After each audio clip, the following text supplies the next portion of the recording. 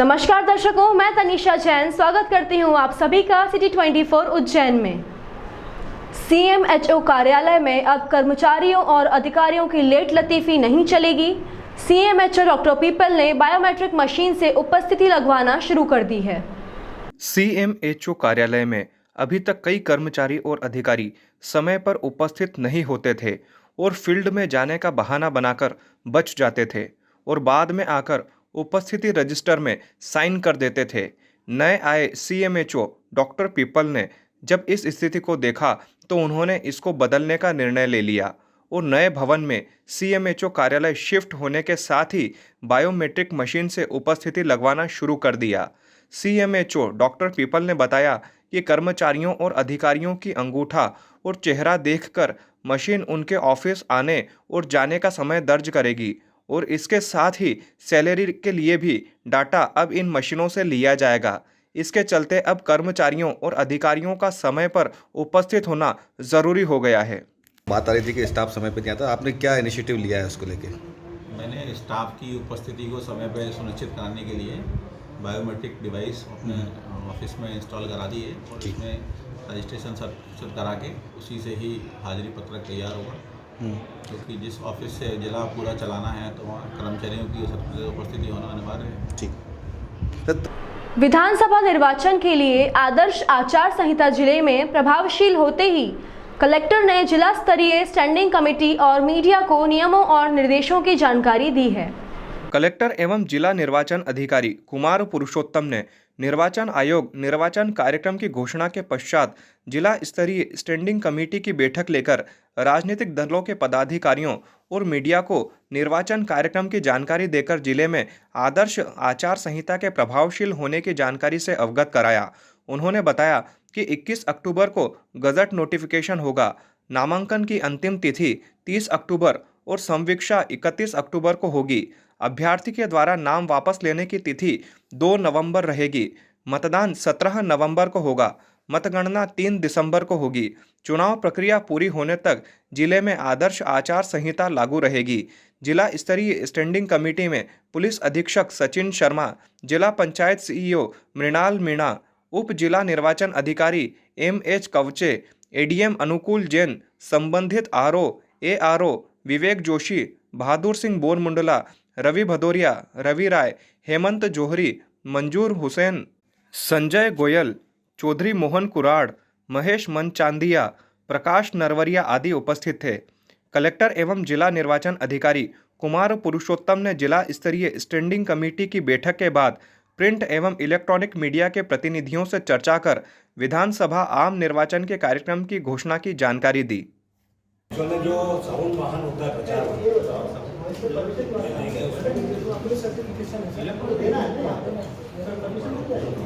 वही मैं कह रहा हूँ, सर्टिफाइड के लिए क्या 2 बार उज्जैन का राउंड लगाएगा? नाका राजू का आदमी हम ये व्यवस्था कर सकते हैं कि आपको 2 बार नहीं लगाना पड़ेगा। आपको हम तो आप लोगों को भी बर्डन कम पड़ेगा और हम डायरेक्टली उनसे बात करें। क्या कुछ रहेगा? आपको विदित है कि आज जैसे ही निर्वाचन आयोग ने चुनाव के तिथियों की घोषणा की, आदर्श आचरण संहिता प्रभावशील हो गई है। इसी संबंध में सबसे पहले आज स्टैंडिंग कमेटी की मीटिंग की गई। राजनीतिक दलों के प्रतिनिधियों को बुलाया गया, उनसे चर्चा की गई, उनको बताया गया। फिर आप मीडिया के बंधुओं से प्रेस से चर्चा की गई है। आदर्श आचरण संहिता प्रभावशील होते ही प्रतिबंधात्मक आदेश जारी करने होते हैं, जो आज कोलाहल नियंत्रण अधिनियम के जारी कर दिए गए हैं। संपत्ति विरूपण के आदेश जारी कर दिए गए हैं और कार्रवाइयाँ शहर में और पूरे ज़िले में लगातार चल रही है। सस लाइसेंस के लिए एक स्क्रीनिंग कमेटी बनी है। स्क्रीनिंग कमेटी ने अपनी बैठक में ये निर्देश के परिपालन में सस लाइसेंस जमा करने के आदेश जारी कर दिए गए हैं। सभी जो शासकीय कर्मचारी विभिन्न जनप्रतिनिधियों के यहाँ नियमों के तहत सहायक का काम कर रहे थे, उनको वापस बुला लिया गया है, आदेश जारी कर दिए गए। चुनाव आयोग के निर्देशों का कड़ाई से पालन किया जाएगा और ये सुनिश्चित किया जाएगा कि शांतिपूर्ण, निष्पक्ष और स्वतंत्र मतदान हो। सर, गरबा पंडाल, क्योंकि ये त्यौहार का मौसम है और इस इलाके में गरबा होते हैं, तो सबसे पहले तो गरबा पंडालों को उनको भी एक मॉडल कोड ऑफ कंडक्ट का पालन करना हो। सबसे पहले वो किस स्थान पर कर रहे हैं वो महत्वपूर्ण है। सार्वजनिक स्थानों पर गरबा पंडालों को अनुमति नहीं दी जाएगी, क्योंकि सार्वजनिक स्थानों पर ये सुनिश्चित करना कि वो राजनीतिक कार्यक्रम न करें, ये बहुत मुश्किल है। तो सार्वजनिक स्थानों पे तो अनुमति नहीं होगी, अपने निजी परिसर में वो कार्यक्रम करें। और अगर निजी परिसर में वो कार्यक्रम करते हैं तो जो आदर्श आचरण संहिता के प्रावधान है उसको उनको फॉलो करना। सर, आरती के लिए भी बुलाते हैं प्रत्याशियों को, तो ऐसे में आरती करना उनके लिए रहेगा या फिर वो उसमें खर्चा उनका जुड़ेगा? देखिए, कोई अगर किसी को बुलाता है इस पर रोक नहीं है, लेकिन अगर उसका उपयोग राजनीतिक मंच के रूप में होता है तो निश्चित तौर पे वो आदर्श आचरण संहिता के प्रावधानों को आकर्षित करता है और उसके जो प्रावधान है उसको अनुमति लेनी पड़ेगी और प्रत्याशी उनके खर्चे में जुड़ेगा और इस तरह के प्रावधान वो प्रचार का एक माध्यम भी बनेगा। सर, महाकाल के दौरान महाकाल की व्यवस्थाएं भी क्या चेंज की जाएगी? जो व्यवस्थाएं रहती है नहीं, मंदिरों की व्यवस्थाओं में कोई चेंज नहीं है। जरूर है कि ये कोटा वोटा सिस्टम खत्म कर दिया गया है। सर, शस्त्र की बात की गई थी, आपने आदेश जारी कर दिए। सर, कितने शस्त्र, ऐसा कुछ है क्या? लगभग 6000 शस्त्र यहाँ पे रजिस्टर्ड हैं। उन सभी को जमा करने का आदेश दे दिए गए। 2 तरह का ऑप्शन दिया गया है, थाने में भी जमा कर सकते हैं और जो अधिकृत शॉप्स हैं वहाँ भी जमा कर सकते हैं। कई लोगों को इसमें छूट दी गई है और ये भी प्रावधान किया गया है कि अगर किसी व्यक्ति की जान माल को खतरा हो और वो अगर ये सिद्ध करता है तो ऐसे मामलों में उन्हें विशेष परिस्थितियों में छूट दी जा सकती है। सर, इस बार वोटिंग में महाकाल मंदिर में गर्भगृह से दर्शन आम नागरिकों के लिए भी खोले जाने को लेकर हस्ताक्षर अभियान एवं बाबा महाकाल को ज्ञापन दिया गया है। महाकाल लोक द्वार पर पूर्व पार्षद हिमांशु जोशी, कांग्रेस नेता चंद्रभान सिंह चंदेल के नेतृत्व में सैकड़ों कार्यकर्ताओं ने महाकाल मंदिर में गर्भगृह दर्शन आम नागरिकों के लिए खोले जाने को लेकर आंदोलन की शुरुआत की। आंदोलन के प्रथम चरण में व्यापक हस्ताक्षर अभियान चलाया गया, जिसमें देश प्रदेश के विभिन्न शहरों एवं ग्रामीण क्षेत्रों से आए श्रद्धालुओं ने हस्ताक्षर किए और आंदोलन को समर्थन दिया।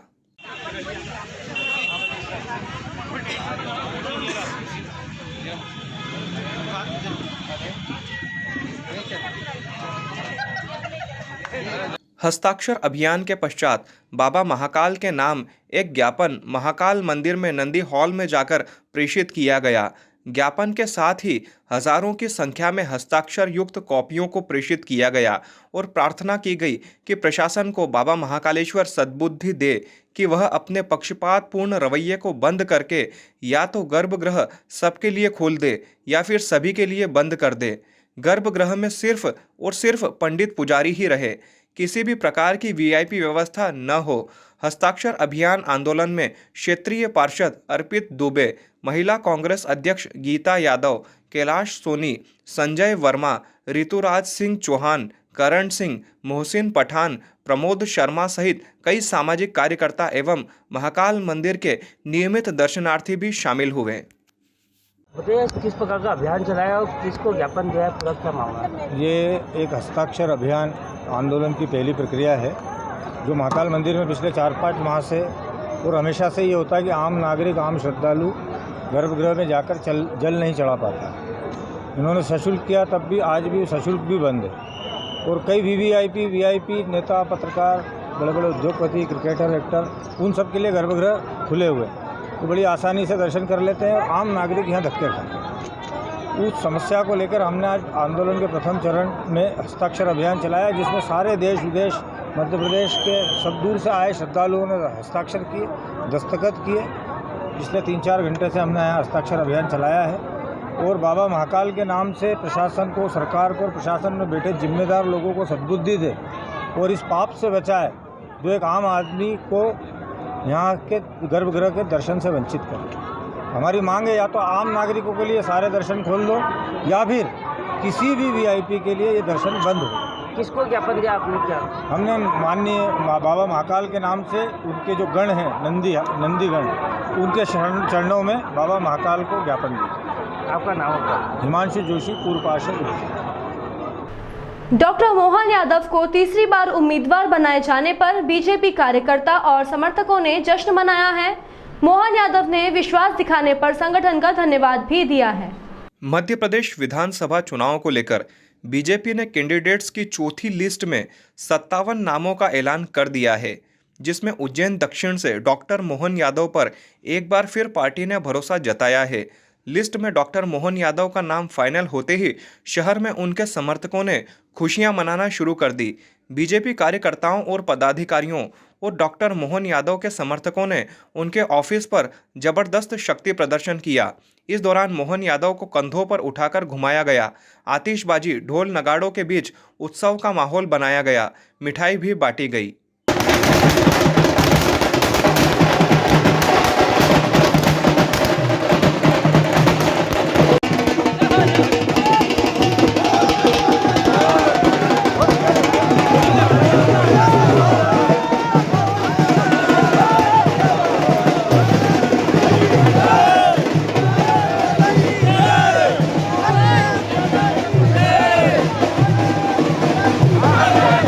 उज्जैन दक्षिण से तीसरी बार चुनाव लड़ने वाले 58 वर्षीय Mohan Yadav BSc, LLB, MA राजनीति विज्ञान, एमबीए, पीएचडी तक शिक्षित थे।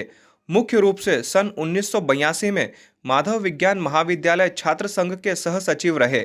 सन 1984 में अखिल भारतीय विद्यार्थी परिषद उज्जैन के नगर मंत्री एवं 1986 में विभाग प्रमुख, सन 1988 में अखिल भारतीय विद्यार्थी परिषद मध्य प्रदेश के प्रदेश सह मंत्री एवं राष्ट्रीय कार्यकारिणी सदस्य और 1989-90 में परिषद की प्रदेश इकाई के प्रदेश मंत्री तथा वर्ष 1991-92 में परिषद के राष्ट्रीय मंत्री रहे।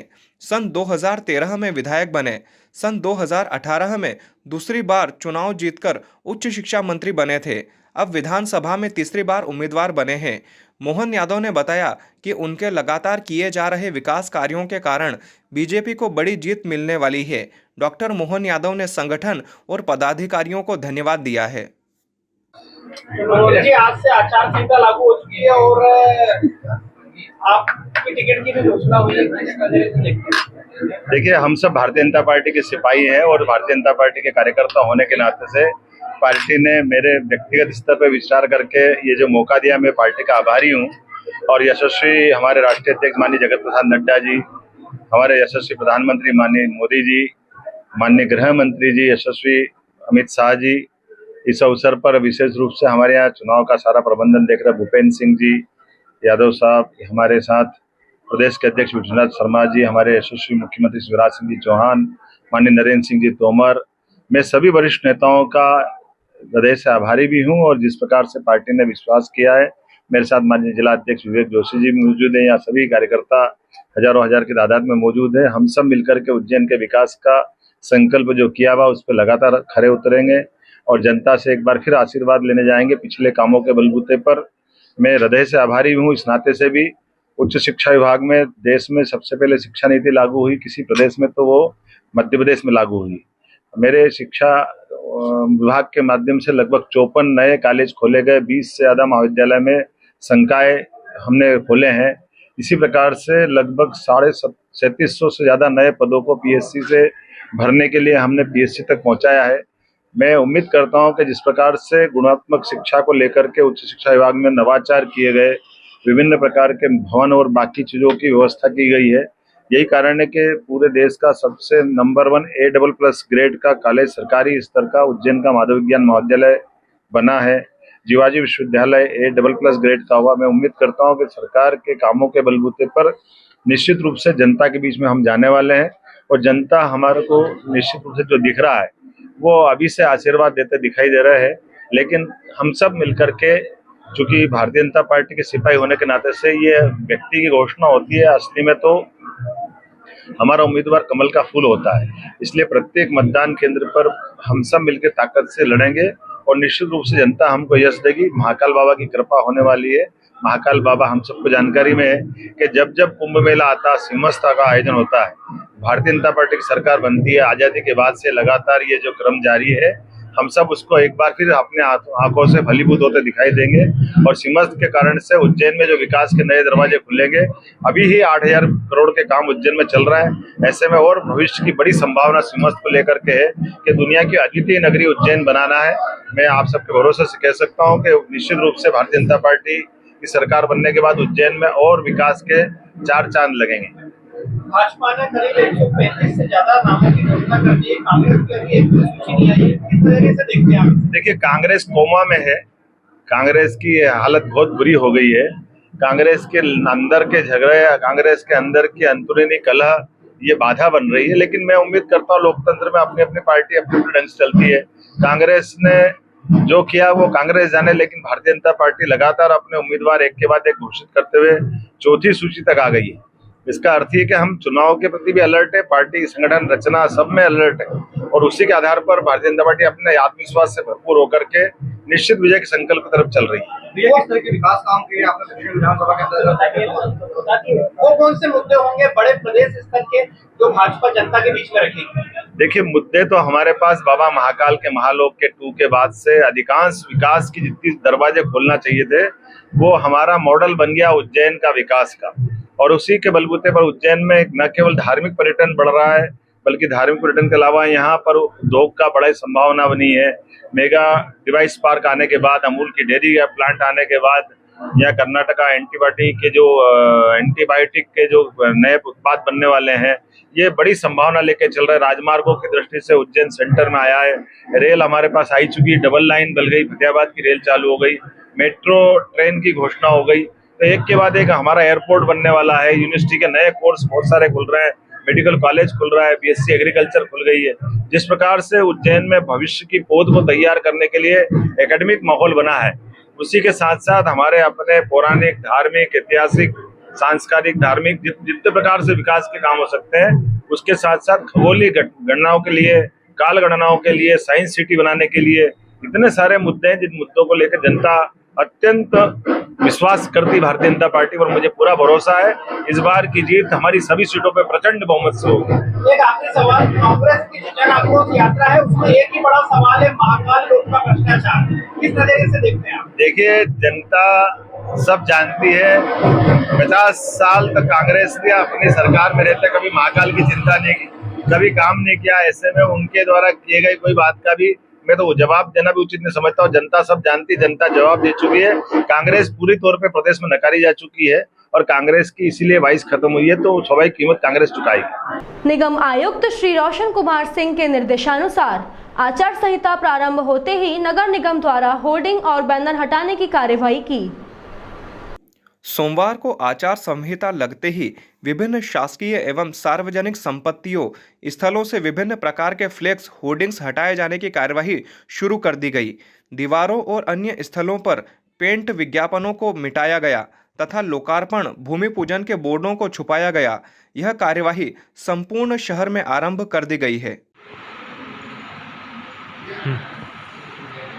विधानसभा आम निर्वाचन 2023 संपन्न होने वाले हैं।